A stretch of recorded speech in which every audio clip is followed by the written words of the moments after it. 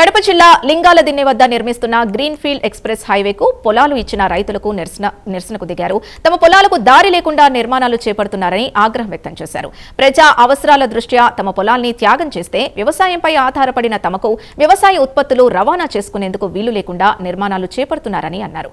BJP జిల్లా ఉపాధ్యక్షులు మాచనూరు సుబ్బారాయుడు ఈ విషయాన్ని ఎమ్మెల్యే దృష్టికి తీసుకెళ్లి సమస్యను పరిష్కరిస్తామని తెలిపారు.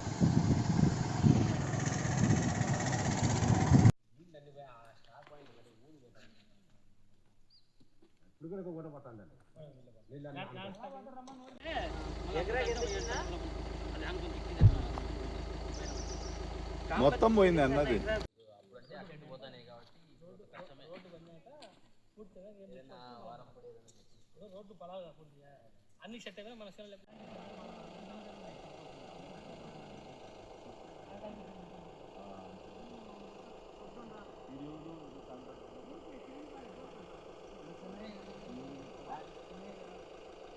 Green field highway Bengaluru to Vijayawada వెళ్ళే హైవేలో మైదుగూరు మున్సిపాలిటీ పరిధి లాస్ట్ లింగల్దిన్నె గ్రామం ఇది.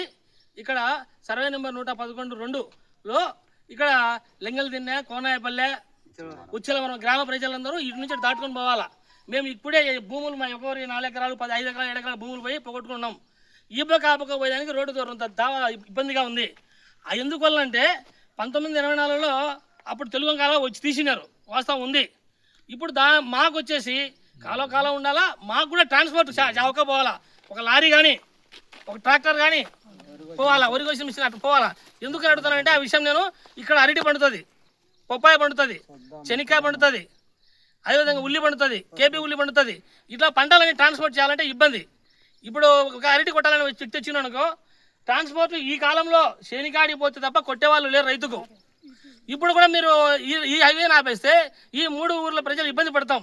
మేమే ఇది గ్రీన్ ఫీల్డ్ హైవేకి పైకి ఎక్కి దిగేది ఛాన్స్ ఉండదు. మాకు ఖచ్చితంగా కింద పోవాలి. కాబట్టి ఖచ్చితంగా ఈ విషయాన్ని మా కూటమి అభ్యర్థి మా ఎమ్మెల్యే గారు మా సుధాకర్ అన్న గారు ఆయన దృష్టి కూడా తీసుకుపోతాము. ఖచ్చితంగా ఈ కన్స్ట్రక్షన్ ఎవరు చేస్తారో కొద్ది రోజులు ఆపి డిజైన్ మార్చుకొని మాకు ఖచ్చితంగా కాలువ కావాలను.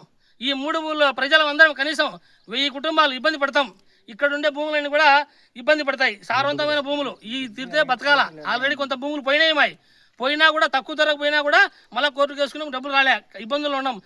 మాకు ఇబ్బంది జరగకుండా మా ఎమ్మెల్యే గారు చూడాలని కోరుకుంటూ ఈ విషయాన్ని అధికారుల దృష్టి కూడా మేము తీసుకుపోతాము.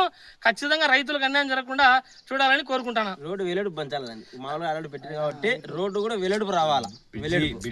వెలుడుపు ఇబ్బంది లేకుండా.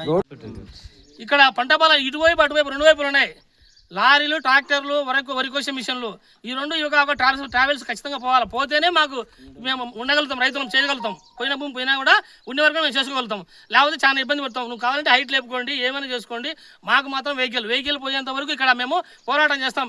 ఇక్కడికి ఒకసారి నేను వచ్చి అడిగాను ఆపండి అంటే ఆపితే మీ మీద కేసు పెడతామన్నారు.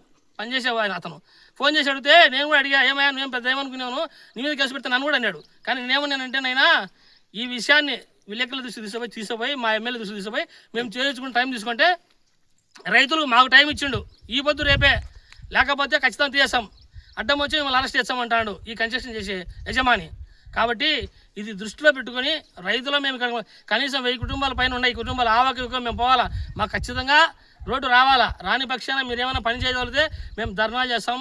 మేము ఖచ్చితంగా దీన్ని ధర్నా చేస్తాం సిద్ధం. ఖచ్చితంగా ఈ పని అడ్డుకుంటాం. మాకు డిజైన్ మార్చాల్సిందే, ఏమన్నా చేసుకోండి మీరు. రాకపోకలకు ఆవకి యువకకు లారీలు, ట్రాక్టర్లు, మాకు హెవీ వెహికల్స్ మొత్తం పోవాలా. ఏది వరి కోసే మిషన్ ఇవన్నీ ట్రావెల్స్ రావాలా. మేము కూడా ఉండాలి కదా. అరటి తోట కానీ శనిక్కాయ కానీ వరి కానీ అయినా సరే ధాన్యం పోవాలంటే ఎడలు ఉండాలి. కాబట్టి ఈ విషయాన్ని దృష్టిలో పెట్టుకొని ఖచ్చితంగా మాకు ఇవ్వాలని మేము డిమాండ్ చేస్తున్నాం.